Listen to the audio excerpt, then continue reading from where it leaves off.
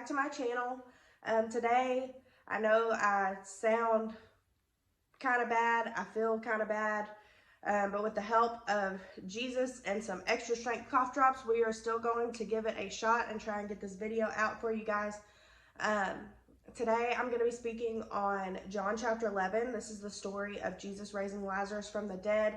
This is really the story that has blessed my heart the most through all of my studying.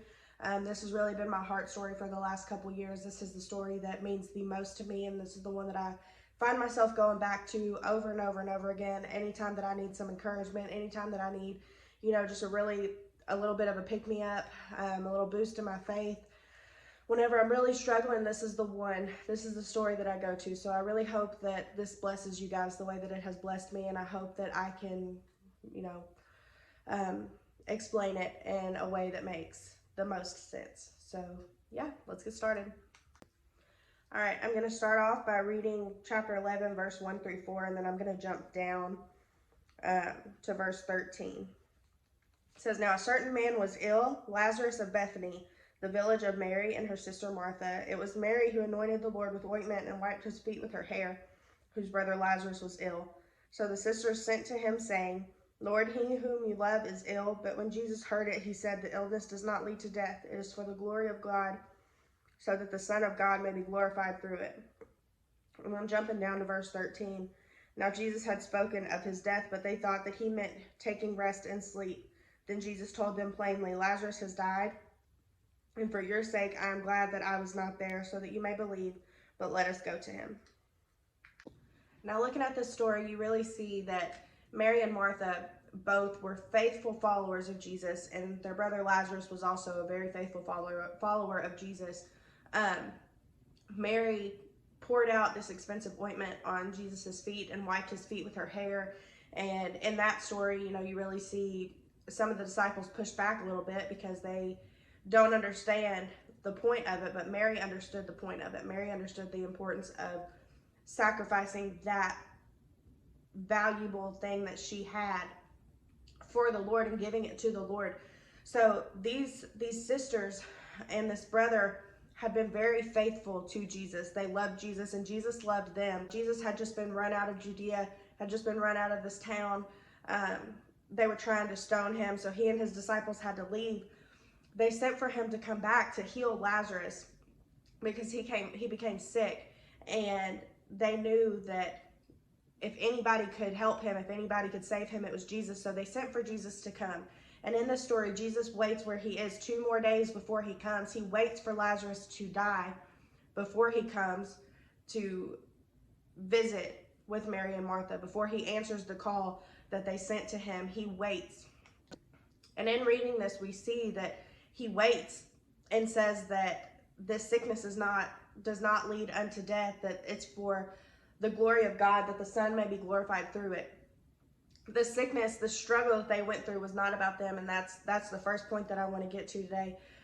Sometimes your struggle is not about you. You see that Jesus allows them to go through this trial, to go through this struggle, because they had the faith to stand with him through it. But those around him did not believe in him enough. They did not believe in him at all, really.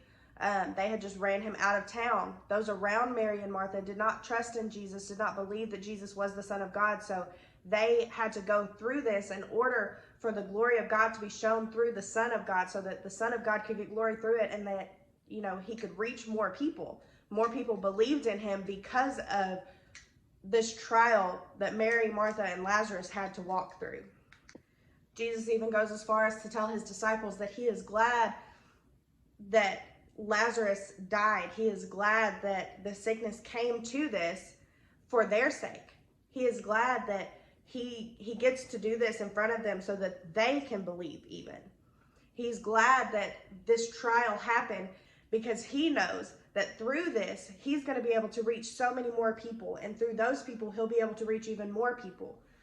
There's a purpose behind everything that you go through, but sometimes the purpose is not you. Now, if you read down around verse 21 or 22, Martha runs out to meet Jesus whenever he gets back into their village, into Bethany. And she runs out and she falls down before him and she says, Lord, if you had just been here, Lord, if you had just come when we called for you, if you had just moved then, my brother would not have died. He would have still been here. But she doesn't stop there. She goes on to say, but even now, even right now, he's dead. He's gone. But even right now, I know that if you were to ask your Father in heaven, he would give you whatever you asked for. Even now, I know in this moment, he's dead and he's gone. You could still do something if you wanted to, Lord. A lot of times, the most faithful followers of Jesus are the ones that have to go through the hardest trials because they have the faith to stand strong in it and to stand and say, Lord, this is hard. Lord, if you had just done this, Lord, my heart's broken and I'm so full of sorrow and full of grief. But Lord, I'm standing here and I'm saying to you, even now, I know, even now in this moment, I know that if you wanted to reach out your hand and you wanted to do something about this situation, that you would and you could and you would. And a lot of times we have to stand in that place because we are strong enough to do so. Our faith in the middle of adversity can reach the lost because our faith doesn't make sense to those that are lost. They don't understand how somebody can be sitting in the middle of a trial, can be sitting in the middle of, going through, for me personally, going through infertility. We prayed for 2 years. It doesn't make sense to the lost how somebody can say, we've been trying and trying and trying for this long to have a baby. And my doctors say we can't. There's no possible way. But you still in the middle of that situation say, I know that God's going to make a way and one day I'm going to have a baby. And that's going to lead me into my next point. You are not alone in your sorrow. Whenever you read on, I'm going to read the next part of this story. Chapter 11. Once Mary came out to meet him.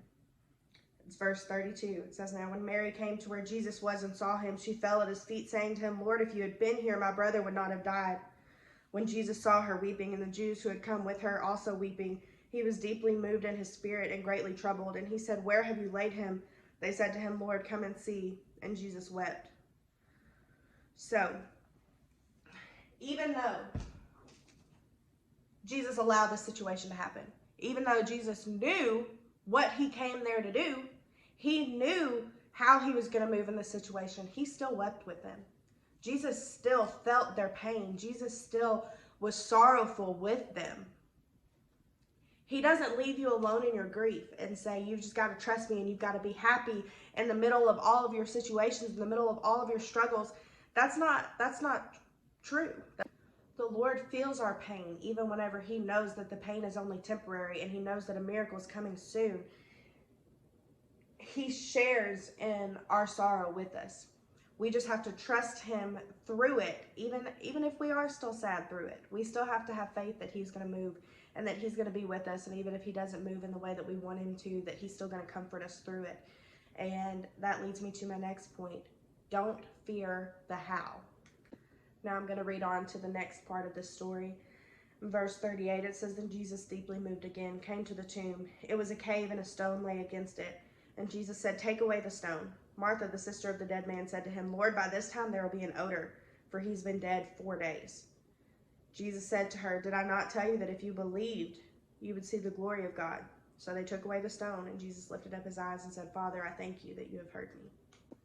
Here they are. They've been grieving over the loss of their brother. They asked Jesus to come and to work on this situation, to work in this illness.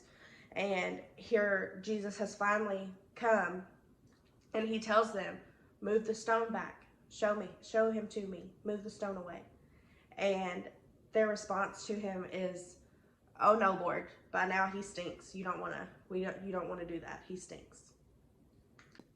They were afraid of the stench of what they had buried because they perceived it as too much for the Savior, and they were refusing to allow Jesus access to it.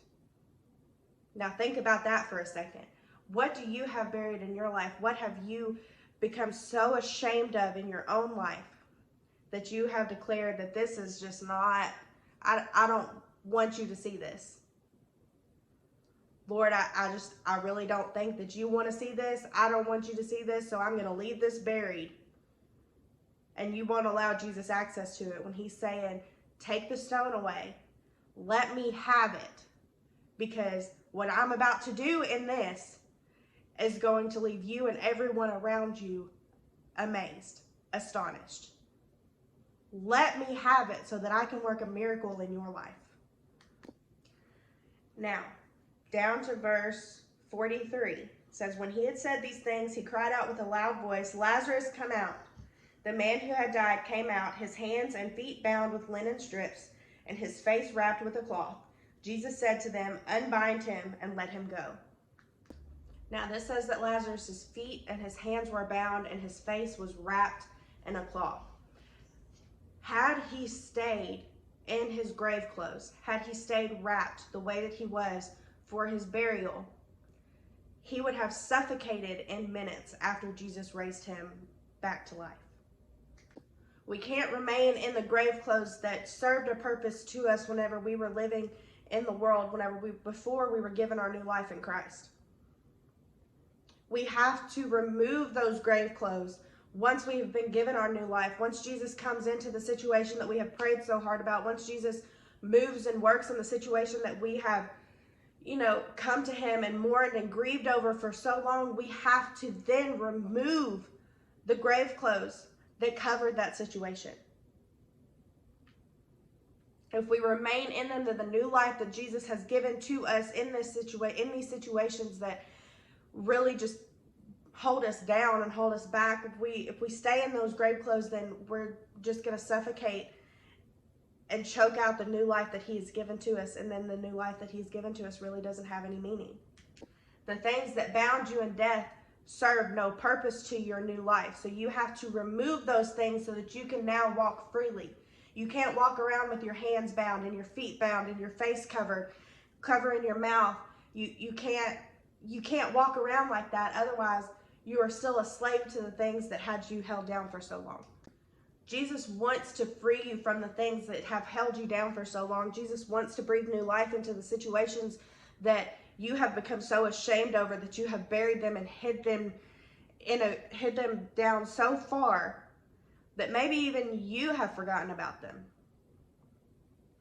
Jesus wants to give you freedom. He wants to give you a new life, but you have to choose to remove the grave clothes. You have to choose to remove the stone so that he can have access to this situation that you have declared as finished. You have to allow him in so that he can move in that situation, so that he can move in the trial, in the adversity, in the valley that you have been walking through for so long. Jesus wants to answer the call that you've cried out to him. Jesus wants to help you in the situations that you have asked, that you have told him about, that you have asked him for help in, but you still have to hand it to him.